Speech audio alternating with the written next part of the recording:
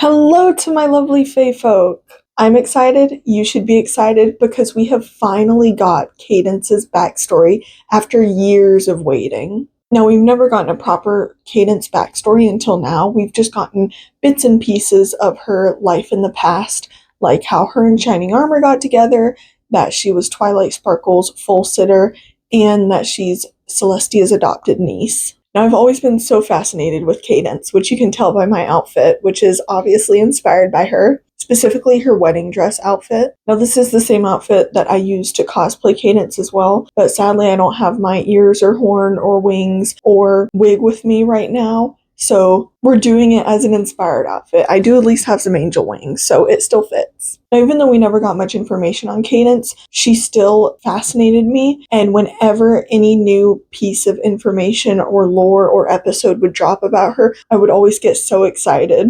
She really was one of the main ponies in My Little Pony that I always looked up to. I loved her so much, and I still do to this day. Now, just a spoiler warning for Cadance's backstory in this video, but you probably wouldn't have clicked on if you didn't want to hear her backstory. So with that, let's get started, everypony, and dive into Cadance's lore. Now, there was a My Little Pony comic released on January 29th, 2025, called Rise of Cadance, with Christina Rice as the writer and Abby Bulmer as the artist. Now, it was released under IDW Publishing, which has actually released a lot of My Little Pony comics in the past, and if you would like me to cover more of those, let me know, because there are a few specific ones that I definitely want to go over because of just how insane they are. Now, this comic release in particular is definitely a treat because we haven't gotten a G4 comic release in forever, since the series has been over for so many years at this point, which it does not feel like it has been years. Oh, I literally remember the first time that I was watching My Little Pony Friendship is Magic. I was just sitting on the couch at home, and my mom was like, "Oh, I have a little surprise for you," and she got me some chocolate milk, which, by the way, is so perfect for My Little Pony. If you know, you know. She got me my chocolate milk, and she turned on My Little Pony Friendship is Magic, the very first episode, and I was freaking out because I've always loved My Little Pony. Even before G4 released, I was always a My Little Pony girl. Now, let's get a few basics about Princess Cadance out of the way. She's the Princess of Love and the ruler of the Crystal Empire. She's Celestia's adopted niece. She used to full sit Twilight. She's married to Shining Armor, and they had a baby named Flurry Heart. Also, Cadance's technical real name is Princess Miyamori Cadenza, but she goes by Cadance. Now, you may be wondering, wait, didn't that book that released Twilight and the Crystal Heart Spell give some information on Cadance's backstory? And well, yes, it did. It definitely was not as fleshed out or all-encompassing like this comic is. In that book, we never got a proper explanation on how Cadance became an alicorn, or even like a proper deep dive onto Cadance's full backstory. Now, this comic opens on the Crystal Empire and Cadance walking out onto her balcony, reflecting on how she got to her position of where she is now. While she's on the balcony, she's pondering if she really earned her place or if it was her destiny. Also, Princess Cadance here is literally getting imposter syndrome about whether she's like a rightful alicorn. I'm like, girl, if Cadance can get imposter syndrome, literally anyone can, because she's literally the most perfect pony princess I've ever seen in my entire life. If you get it, you get it, but Cadance has literally always been like a shining beacon of light and love and perfection to me, so seeing her go through that is literally insane. I've never wanted to be a pretty pink pony princess so bad in my entire life. However, she snaps out of this pretty quickly, luckily, as she should. She's an absolute queen, absolute princess. But then she goes on to list out a lot of her accomplishments, and it gives major Moana vibes because she literally like shouts like, "Oh, I am Princess Miyamori Cadenza. I am Princess Cadance." And it's really cute. We cut to a flashback. Cadance was abandoned as an infant, but even at that state, she had her heart full of love and light. Now, a group of 3 Earth ponies stumble upon Princess Cadance, and one of them is named Aloro, and remember her because she's going to be coming into play more later. They converse amongst themselves and decide, okay, we're going to take Cadance back to our village. But before they do, we get the reveal on how Cadance got her name. Cadance suddenly bursts out of her baby basket and starts flying around, and one of the ponies who found her started describing her flying as sort of like a dance. Another one of the ponies said that she's like a cadence in a song, so they all agreed to call her Miyamori Cadenza. Her full name is Miyamori Cadenza, but she goes by Cadance. So this village that Cadance was taken to was an earth pony village, but they still accepted and loved her as a Pegasus. There was a really cute blurb in the comic as well, where Cadance was like, "Oh, I'll be an earth pony with wings," which is literally the cutest thing I've ever heard. Now, it makes me really happy to see the village being so accepting of her, because if you weren't aware, in the new generation, they basically split up the Earth Pony, Unicorn, and Pegasi, and in the movie at least, they're all kind of at each other's throats and scared of each other, which is really sad to me because it almost feels like all of Twilight's efforts went down the drain. But anyways, I'm glad that they didn't go that route in this comic. However, one day, all the love in the village suddenly disappears, and Cadance is like, "What is going on?" Now, Oloro, remember her from earlier, pulled Cadance aside and was telling her the tea. She was like, "Okay, girl, this is what's going on." Apparently, a unicorn named Prismia, which I like that they named her Prismia and not just Prisma. It's like Prisma, but with a twist. But anyways, Prismia has always been a long-time threat to the village, but they've always been able to repel her. But ever since Cadance got to the village, there's been a huge influx of love, and that's what they believe is fueling Prismia. Now, Prismia isn't a changeling, she is a unicorn, so you're probably wondering, well, how does she have this love-draining ability then? Well, apparently she's obtained some type of magic that lets her drain other ponies of their love, which is different from changelings, because with changelings, they feed off people's love because it's like their food source. So, two different things. Since Laura's still conversing with Cadance, she tells her that, "Oh, I think we should leave so we can protect ourselves and everyone else in the village." But before they get the chance to leave, Prismia drains Laura of her love. Now, that reminds me of Trixie's amulet in the episode Magic Duel. However, it's not the same one. It doesn't seem like they're connected as far as I know. Now, Cadance tries to stand up to Prismia, but she gets zapped by her amulet, and however, somehow Cadance overcomes this and is able to break out of Prismia's hold. And that did not take long at all.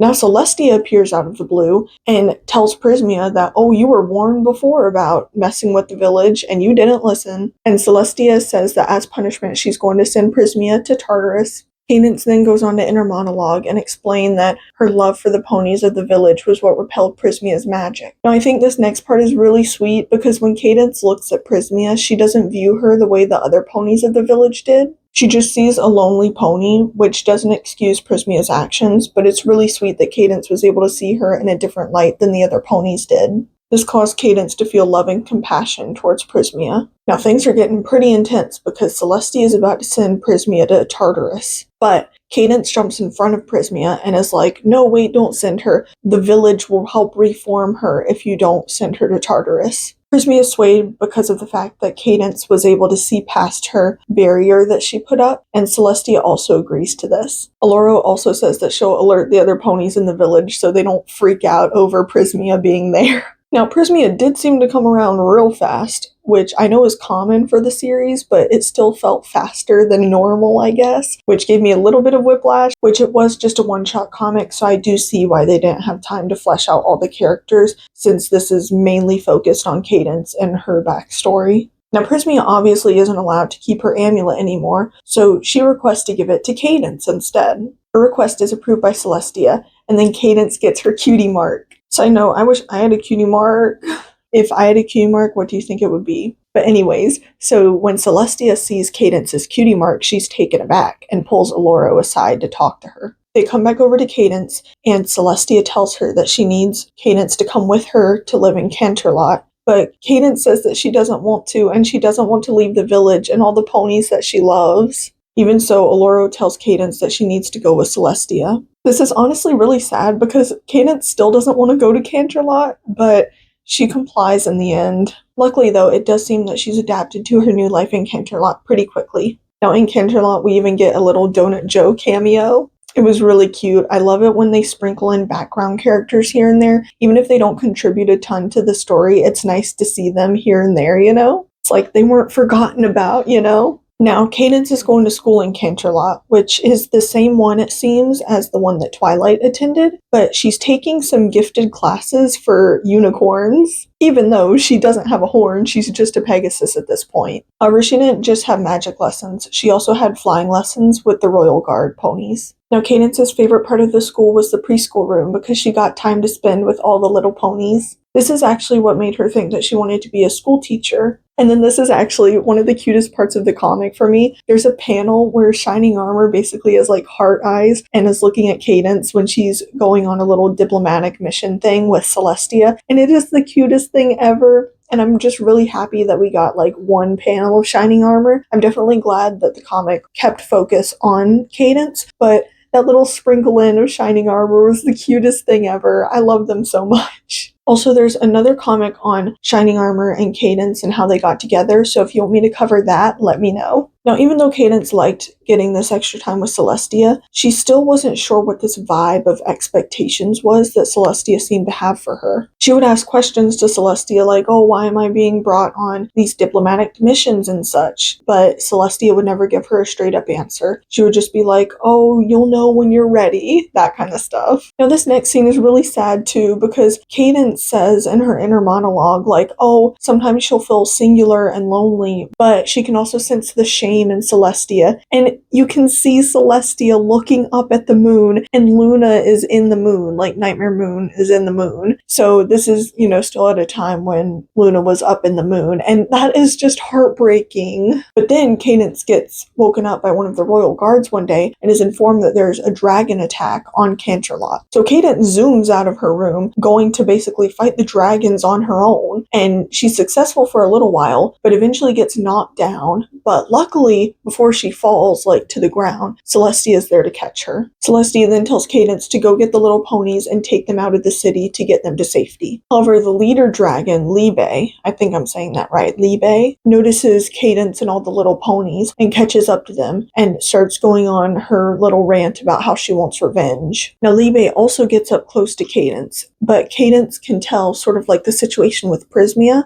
that there's pain behind her eyes. This causes Cadance to start talking to Libe, and then Libe starts divulging her backstory. Apparently, the ponies of Canterlot in the past did something to Libe's younglings. Now, even though Cadance can't do anything to bring back Libe's younglings, she still apologizes to her. However, unlike Prismia, Libe doesn't back down right away. She gets one extra line before she's reformed and says that she'll call off the attack on Canterlot. This is now the second time that Cadance has reformed a creature in under 5 seconds. Celestia then flies down though and demands that the dragons call off their attack. But Libe is like, oh no, yeah, I'm calling off the attack, just let us leave in peace. And Celestia is so confused. Libe then goes on to be like, yeah, Cadance is the one to thank for this. This prompts Celestia to tell Cadance, oh, you're finally ready. But Cadance is pretty confused. Cadance then gets encompassed in this golden light and then is basically poofed into an alicorn. Now, I think this magical energy light stuff came out of Cadance's heart because essentially the same thing happened to Twilight when she was becoming an alicorn. So magic came out of her heart, encompassed her, and then transformed her. However, for Cadance's transformation, she didn't get taken to that magical starscape realm with Celestia like Twilight did. So I guess it's a 50-50 whether Celestia is going to take you to the magical starlight realm or not.